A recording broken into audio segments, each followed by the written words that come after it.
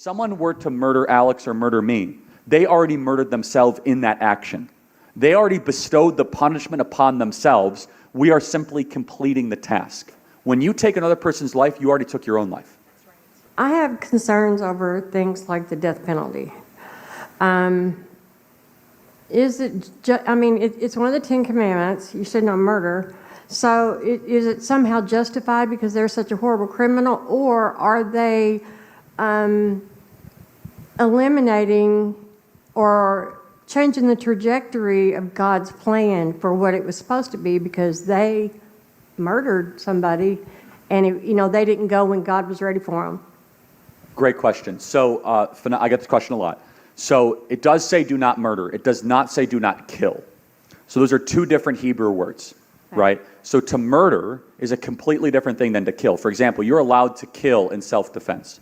Somebody comes into your house, you are allowed to take that life if your life is being put into jeopardy. In fact, to go a step further, the reason why it made sense to ancient Israel, did you know that a life for a life, otherwise known as the death penalty, is the only law that is in all 5 books of the Torah? It's the only law. Not even the Sabbath is in all 5 books of the Torah. Now, the Sabbath exists in Genesis, but it's not in all 5 books. So this idea of taking a life if you take a life, what is it rooted in? Why does it matter? Well, first of all, God is communicating to us the first thing. Taking human life is a major deal. That's God's first moral teaching in the Torah, that it's not to be trivialized. Let me give you another example. There's a law of the 613 laws of Judaism, of which we are not bound to the ceremonial law, which is one of them, that if an animal takes a human life, you must kill that animal. So it's like, okay, that's like, why do that? Well, what are you going to have, oh yeah, that's Lenny, he killed my uncle, and say hi. Like, you're going to keep that animal around? The only punishment imaginable for taking the thing that only we are made in the image of God. So if you take another image bearer's life, what could possibly be a just punishment for that? Well, according to the economy of God, it's that your life must also be taken. And according to scriptural theology, we are not taking that person's life. When you take another person's life, you already took your own life. I want you to think about that. If someone were to murder Alex or murder me, they already murdered themselves in that action. They already bestowed the punishment upon themselves. We are simply completing the task. And think about it. Some people will say, but Charlie, it's not fair because of whatever sob story liberal reason. How is it, and honestly, no, and I'll just close with it. I'll kind of finish with this. But you know who it's not fair to? It's not fair to the victims. You are cheapening the lives of the victims. You are basically saying the victims die and you get to live. So you get to continue to live even though you took the lives of others. So for example, I think it's fundamentally wrong that creep who killed those 4 college kids in Moscow, Iowa, that he gets to keep living. So he kills 4 college kids, and he keeps on getting to have life, and those people don't. In order to say that those people's lives mattered, the only just thing that we can reason ourselves to is to take that person's life. And that is not murder, that is killing, and it's societal self-defense.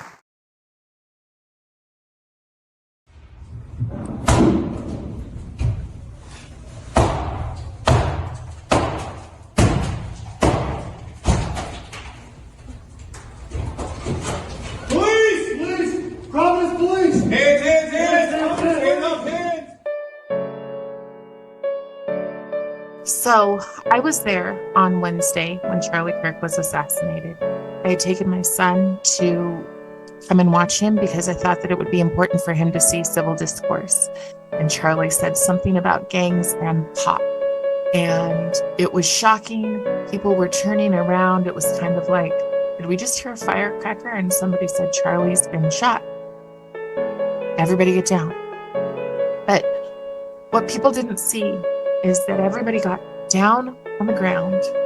And if there were people around us that we could try to cover, we were trying to do that. We were literally trying to pull them in and get people to stay down on the ground.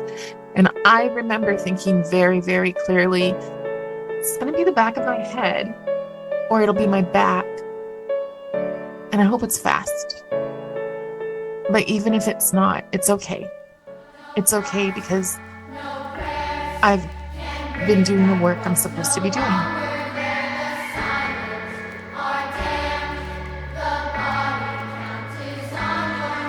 Smile for the camera, another politician bought. I swear I heard another shot, cash another payment.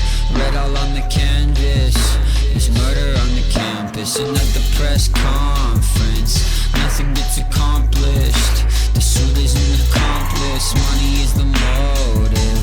The war's in the street, watch history repeat. No thoughts and no prayers can bring back what's no longer there. The silent are damned, the body count is on your hands. No thoughts, no prayers can bring back what's no longer there. The silent are damned, the body count is on your hands. No thoughts, no prayers can bring back what's no longer there. The silent are damned, the body count is on your hands. Sorry for the violence, it's a governmental shakedown. Welcome to my breakdown, bulletproof backpacks. They want it on the teachers. I think I saw the reaper, fears good for profit. Deregulate the casket, they're lying to the masses. How much will it take till you get buried in the coffin that you make? Heaven's sake, no thoughts and no prayers can bring back what's no longer there. The silent are damned, the body count is on your hands. No thoughts, no prayers can bring back what's no longer there. The silent are damned, the body count is on your hands. No thoughts, no prayers can bring back what's no longer there. The silent are damned, the body count is on your hands. Turn off all the lights, nobody make a sound. Ashes to ashes, we all fall down. And then I could not find my son. Remember, he was in that front row. And so I was screaming my son's name, which I will not say because unfortunately, we are not safe to say our children's names as conservatives. And I was walking up the stairs and there was a group of the protesters and they had all of these signs. The biggest one that I think people need to be aware of was a sign that said, "I was here when Utah flipped blue." As soon as people realized that there wasn't going to be any more shooting, some of those people, not all of them, but some of them started saying, "He's dead?